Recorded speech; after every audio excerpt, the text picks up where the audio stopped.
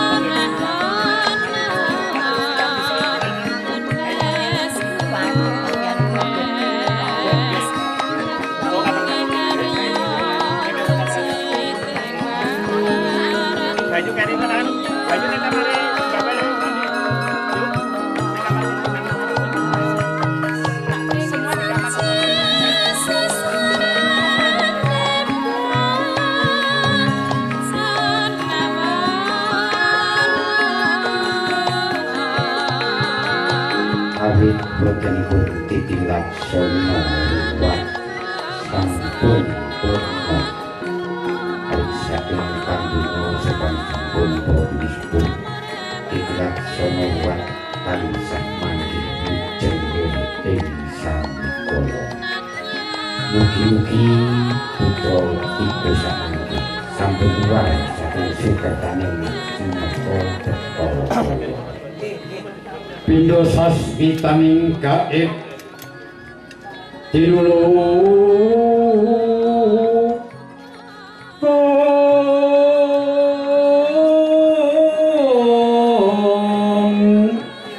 Sukerto sakapirating jalma pinangka panduming pamangsa sendang campuring pancuran tinepak ing sajuning cami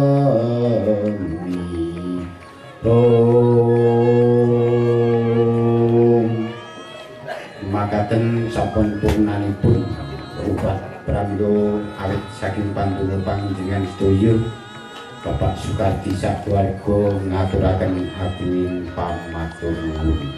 Pinangka panyunatur wabillahi taufiq wal hidayah. Assalamualaikum warahmatullahi wabarakatuh.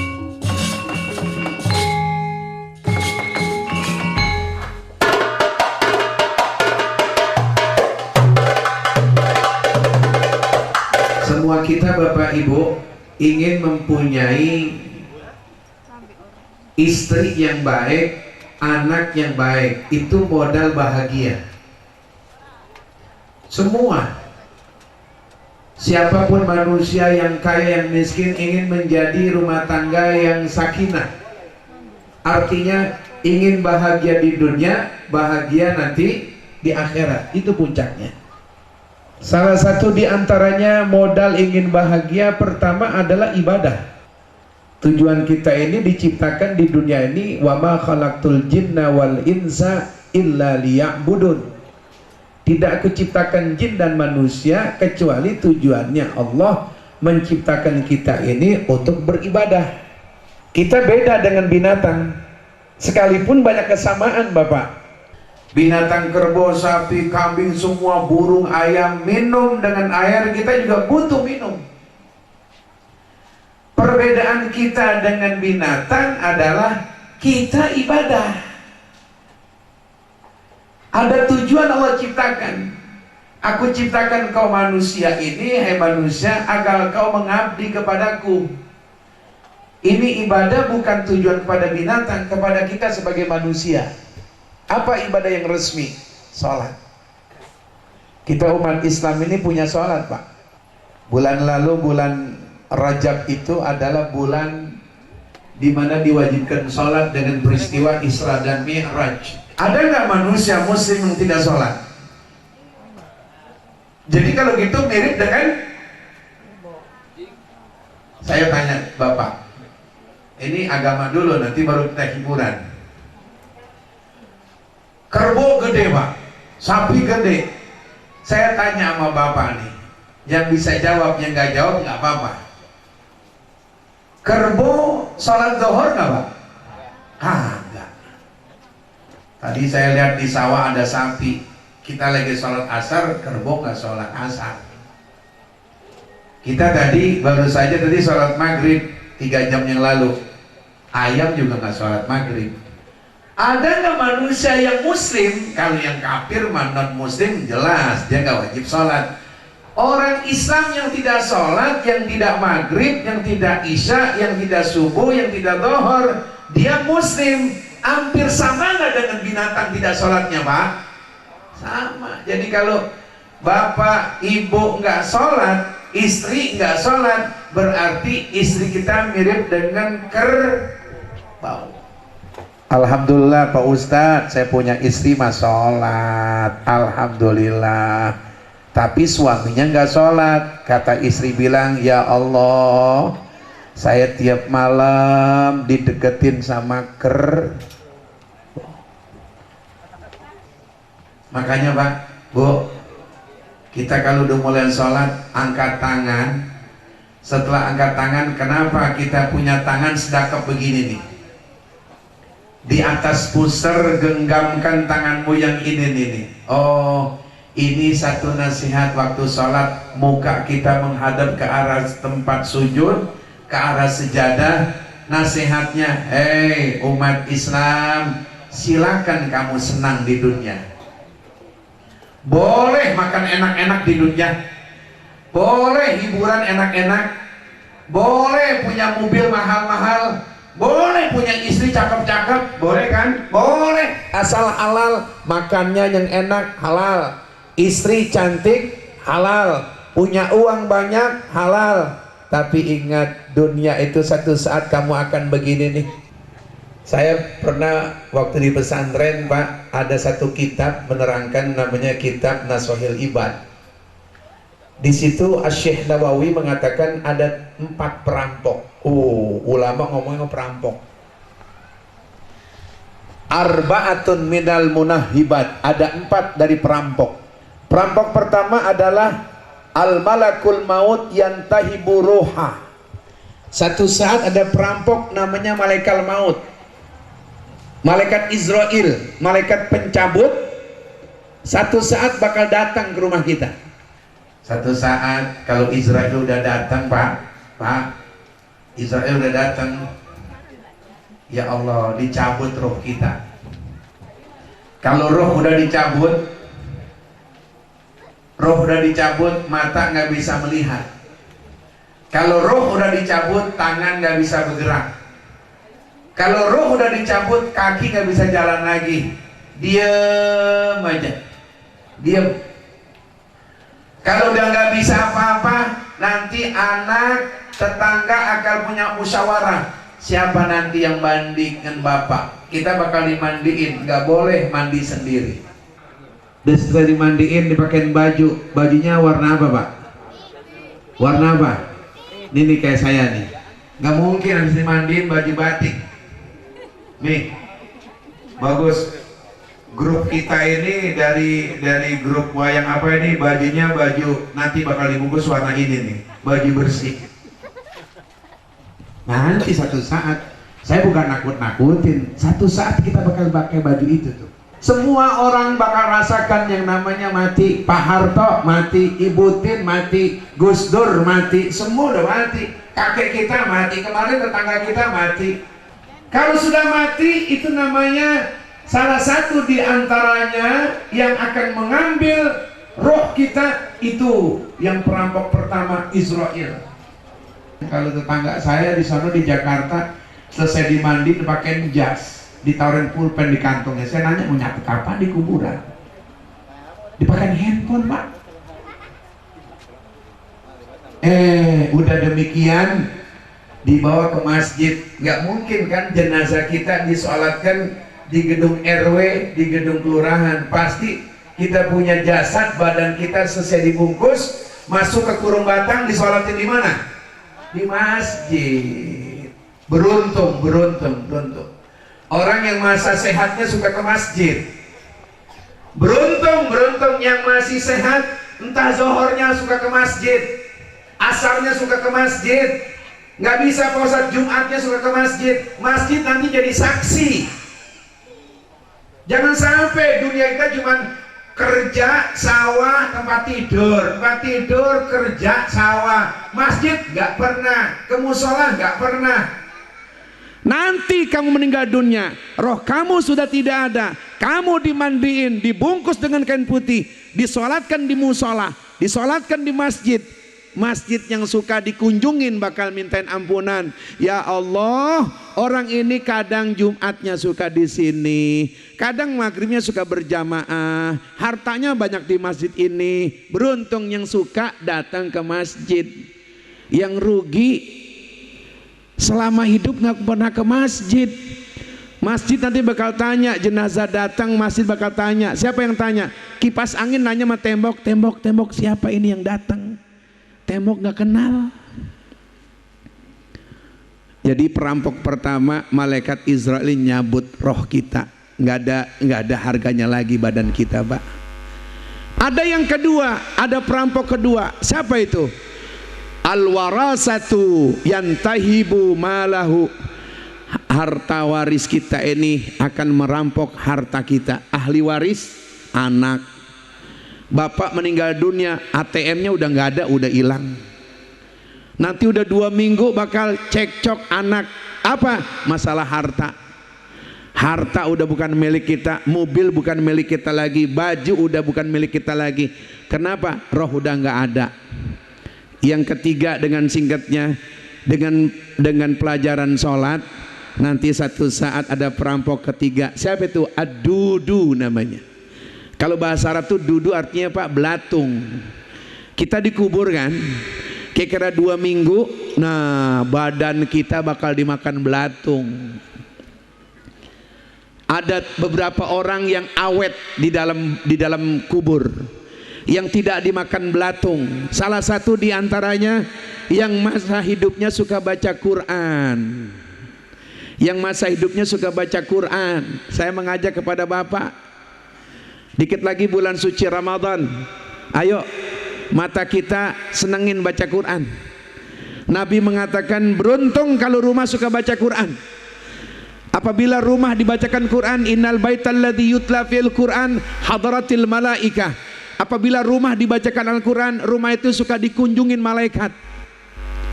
Baca Quran. Yang tua, saya nggak bisa baca Quran Pak Ustadz, Pak Haji, saya nggak bisa baca Quran, masih kecil saya nggak belajar. Liatin aja hurufnya, liatin hurufnya. Wahu kok bengkok ya, lam kok begini, liatin. Lihat Quran aja dapat pahala, apalagi bisa baca Quran. Rugi kalau kita umat Islam nggak bisa baca Quran.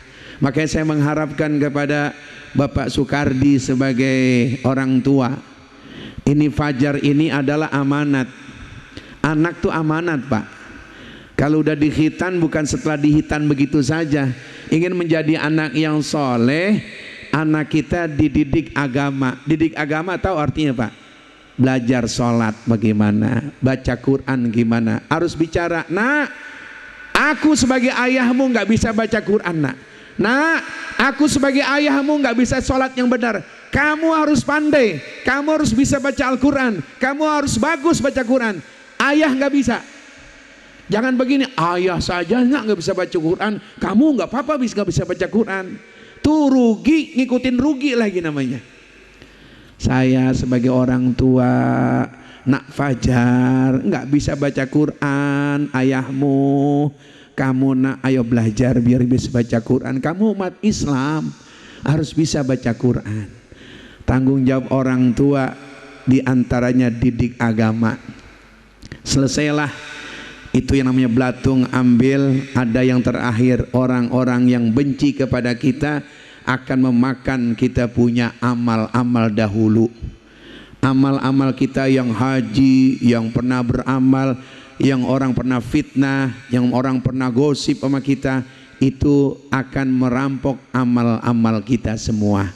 Nah, dengan tausiah ini saya berpesan kepada jamaah, kita harus boleh gembira di dunia, boleh senang, tapi jangan lupa kepada Allah. Apa tanggung jawab kita?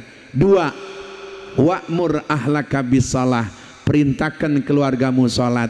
Apabila kita sebagai orang tua sudah melaksanakan sembahyang, sudah sholat isya, bagi yang belum sholat isya, selesai nanti malam atau sekarang sholatlah isya. Kapan kita mau sholat? Apa nanti setelah Israel datang? Israel jangan cabut nyawa dulu, saya belum sholat, saya mau sholat dulu. Kata Israel, enggak, aku cabut. Kamu dulu waktu sehat kemana?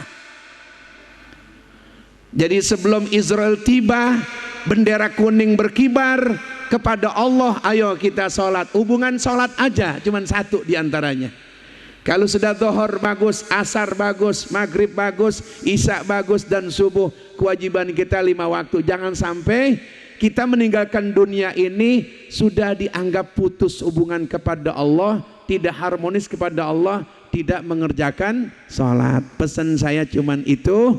Mudah-mudahan kita doakan kepada anak kita yang bernama Fajar Bayu Anggoro, semoga anak kita menjadi anak yang soleh, bapak yang soleh, ibu-ibu yang solehah. Siapa yang soleh? Bapak yang sholat, anak yang sholat, ibu yang sholat, semua umat Islam yang sholat.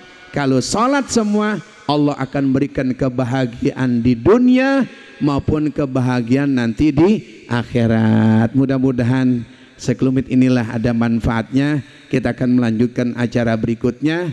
Mungkin saya nggak sampai pagi karena saya mau istirahat. Sekedar rasa gembira saya dengan Pak Soekardi, saya ikut serta.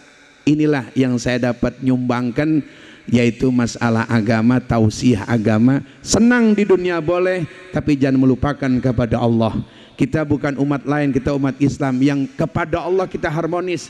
Ingat kepada Allah, silakan kita senang. Mudah-mudahan Allah ridho pekerjaan kita semua dan menjadi orang yang ingat kalau kita sebagai hamba Allah yang banyak penuh dengan dosa.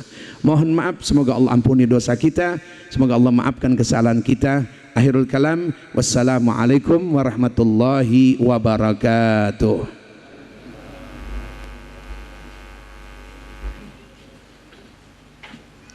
Matur nuwun dumateng Bapak Al Mukarrom Bapak Mahfud Abdul Honi ingkang sampun ngaturaken babagan agami. Mugi-mugi murakabi dumateng warga ing Pedukuhan Bunuhan lan sak kiwatenganipun, khususipun murakabi wonten keluarganipun panjenenganipun Bapak Soekardi sak keluarga saking sakmangke saged dados keluarga ingkang sakinah mawaddah warahmah. Allahumma amin.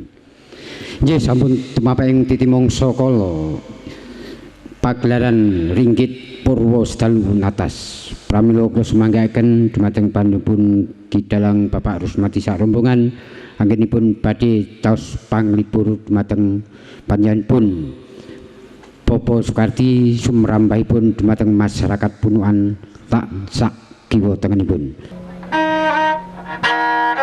Makaten matur nuwun sumangga kula sumanggaken.